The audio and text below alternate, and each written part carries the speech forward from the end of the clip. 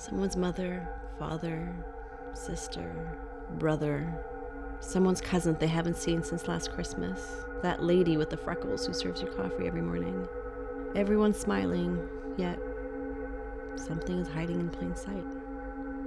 Sometimes it hides behind a smile, an infectious laugh, or an act of kindness. But past those gritting teeth, you'll never know what's going through someone's head, what thoughts creep through their mind at night. Depression wears many faces. Riley's was one of them. You never think it's going to happen to you, that it only happens to other people or a friend of a friend. But when it does, you can't help but wonder, how could I have been so naive?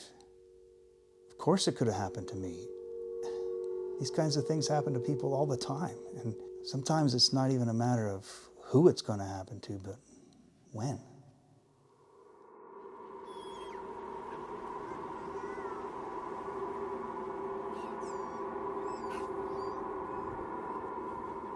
Every morning, I'd know Riley had gone off to classes by the smell of burnt toast in the kitchen. But that morning, there was none. After I finished vacuuming, I caught the tail end of a cell phone ringing somewhere upstairs. A few moments later, it rang again, leading me to Riley's room. I looked inside and found it was hers. I saw that Mackenzie had tried to call 3 times. Maybe it was Riley using her phone to try to track hers.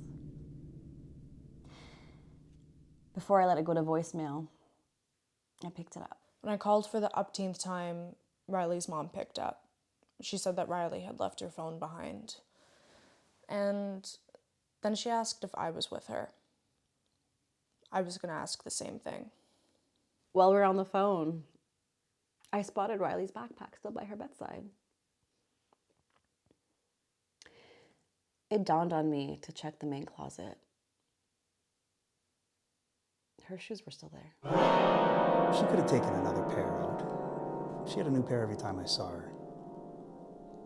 I used to go out without telling my parents too. Nowadays, if someone doesn't respond to their text right away, we assume the worst. When I would go out and not tell my parents how long I'd be out for, I'd come home and find that they hadn't slept. And I'd tell them, guys, don't worry about me. And they insisted that once I became a parent, I'd know what it's like. Angie wanted to call the police, but I insisted we wait until she showed up later that night.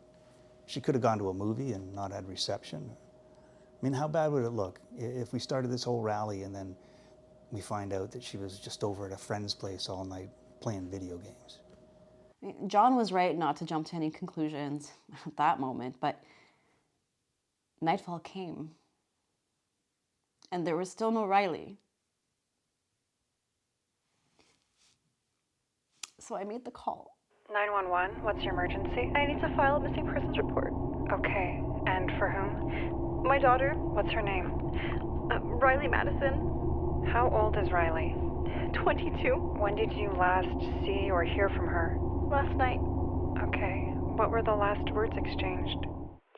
I love you too.